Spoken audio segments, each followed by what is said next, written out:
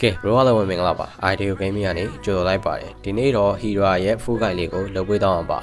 hero ကအခုလက်ရှိမှာ Jan နဲ့ Jungle လည်းဖြစ်တဲ့အပြင်ကမှ tournament တွေမှာလည်း3နေရာကိုတွေ့ရအောင်ပါဒါလေးက full guide လေးဖြစ်တဲ့အပြင်ကမှ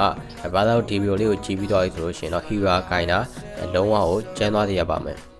ဒါနဲ့ကျွန်တော် channel လေးကို subscribe လုပ်ရသေးဘူးဆိုလို့ရှိရင်တော့ subscribe လုပ်ခဲ့ပေးလို့ရပါတယ်ဒီဗီဒီယိုလေးကိုလည်း like နဲ့ comment လေးရေးခဲ့ပေးအောင်နော်ဘာသာတို့ဒါဆိုရင် hero ရဲ့ passive ကနေစသကြရအောင်hero မှာကစကီနှစ်ကွက်ပဲပါပါတယ်ဒါပေမဲ့စကီတစ်ခုကိုတစ်ခုပေါ်ဆွဲထည့်ပြီးတော့ကမှ combo skill သုံးလို့ရပါတယ် hero မှာ crimson နဲ့ dash ဆိုပြီးတော့ energy နှစ်ခုရှိပါတယ်ကျွန်တော်တို့က combo skill တစ်ခုကိုသုံးလိုက်တဲ့အခါမှာ energy တစ်ခုလျော့ပါတယ်ဒီဘိုင်းလေးကကြတော့လျော့သွားတဲ့ energy ကိုပြန်ပြေးဖို့အတွက်9000မှတ်နေရပါကျွန်တော်တို့က combo skill တစ်ခုကိုသုံးလိုက်တဲ့အခါမှာ energy တစ်ခုလျော့သွားတယ်ဒီလျော့သွားတဲ့ energy ကိုပြန်ပြေးဖို့အတွက်9000မှတ်နေတဲ့အချိန်မှာနောက်ထပ်combo skill ကိုထပ်ပြီးသုံးလိုက်မယ်ဆိုလို့ရှိရင်တော့ဒီ9000မှတ်နေတဲ့ timing ကအစကိုပြန်ရောက်တော့မှာပါဒါပေမဲ့ဒီ timing ပြေသွားလို့ရှိရင်တော့ energy နှစ်ခုလုံးကိုပြန်ရပါတယ်ဒီ energy ပြန်ပြေးတဲ့ကြာချိန်က scale 1 9000ကြာချိန်နဲ့အတူတူပါပဲဒီတော့ကျွန်တော်တို့က level မြင့်တဲ့အခါမှာ scale 1များများယူပြီးဖို့လိုတယ်ဒါမှလည်း combo skill ခဏခဏသုံးလို့ရမှာပါ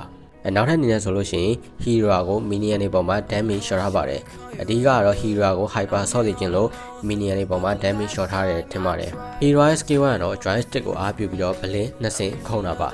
ဒီနေရာမှာပထမတစ်ဆင့်ကိုရှေ့ကိုခုံပြီးတော့ကမှနောက်တစ်ဆင့်ကိုနောက်ပြန်လာလို့လည်းရတယ်ရှေ့ကို2ဆင့်ခုံလို့လည်းရပါတယ်ဒီ blink နှစ်ခုရဲ့ကြားမှာ basic တစ်ချက်လောက်လည်းချလို့ရပါတယ်ပထမတစ်ချက်ခုံလိုက်မယ်ပြီးတော့ basic တစ်ချက်လောက်ချပြီးတော့ကမှနောက်တစ်ဆင့်ကို joystick ကိုဆွဲပြီးတော့ကိုလိုတဲ့ဘက်ကိုခုံလို့လည်းရပါတယ်ဒီ scale ရဲ့ blink 2ဆင့်လုံးကနိုင်ရန်တွေကိုကြော်ခုံလို့ရပါတယ်ဒါကတော့တော်တော်လေးမိုက်ပါတယ်ဒီ scale ရဲ့ blink 2ဆင့်လုံးက enemy ကို physical damage အနည်းငယ်တော့ထိစေပါတယ်အများကြီးတော့မဟုတ်ပါဘူး scale 2 hero ရဲ့ scale 2ကကြတော့ enemy ကိုရှက်တောင်ပုံ triangle ပုံနဲ့ physical damage ပေးမှာပါခဏကြာမှာတော့အဲ့နေရာမှာပေါက်ကွဲသွားပြီးတော့ကမှ enemy ကို damage နှစ်ဆထိစေပါတယ်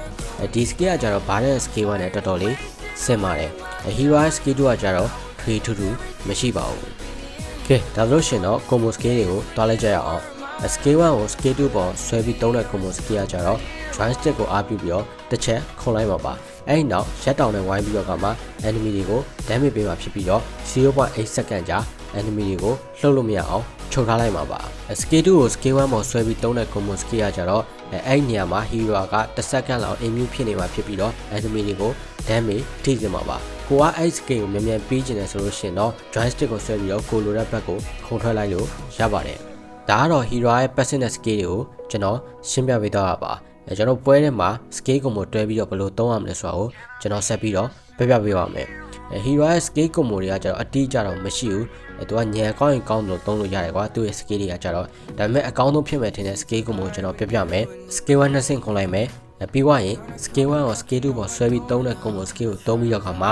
enemy ကိုချုပ်လိုက်မယ်ပြီးွားရင် skill 2သုံးမယ်ပြီးတော့လို့ရှိရင် skill 2ကို skill 1ပေါ်ဆွဲပြီးသုံးတဲ့ combo skill သုံးပြီးတော့ခါမှာပြန်ထွက်လာမယ် hero က enemy ကို damage အများကြီးတစ်ခါတည်းပေးတဲ့ hero မျိုးမဟုတ်ဘူးသူကကြတော့အဝင်ထွက်နေဆော့ရတာ enemy ကို damage သွားပေးလိုက်နောက်ကိုပြန်လာပြီးတော့ကိုယ့်ရဲ့ကိုယ်တောင်းကိုစောင့်လိုက်ဒီလိုမျိုးနဲ့ enemy ကို micro damage တွေပေးပြီးတော့ခါမှာ pressure ပေးပြီးတော့ဆော့ရတဲ့ hero မျိုးပါhero ရဲ့အဓိကအားသာချက်ကကြတော့သူ့ရဲ့ main skill တွေ9000ဖြစ်နေအောင်မှာသူ့မှာသာ energy ရှိမှဆိုရှင် combo skill တွေကတော့သုံးလို့ရပါတယ်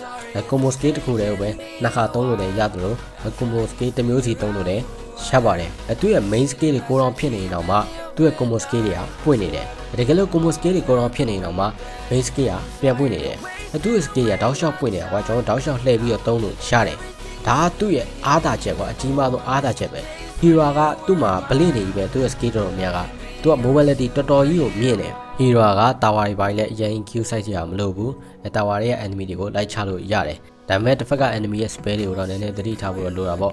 hero မှာကျတော့ immune ပါတာဖြစ်တဲ့ကြောင့် immune နဲ့အလွယ်တကူပြန်ထွက်လာလို့ရပါတယ် hero ကို minion တွေပေါ်မှာ damage shot ထားဖြစ်တဲ့ကြောင့်သူ့ကို hyper ပဲဆော့လို့အဆင်ပြေမယ်သူ့တဲ့ item ပေးတဲ့ ML ဆက်ကကျတော့ကျွန်တော်ကိုပြထားတဲ့ item ပေးတဲ့ ML ဆက်နဲ့ဆော့လို့ရပါတယ်ကဲကျွန်တော်ရဲ့ hero guide video လေးကတော့ဒီလောက်ပါပဲเนาะကျွန်တော်ရဲ့နောက် video လေးမှာပြန်တွေ့မယ်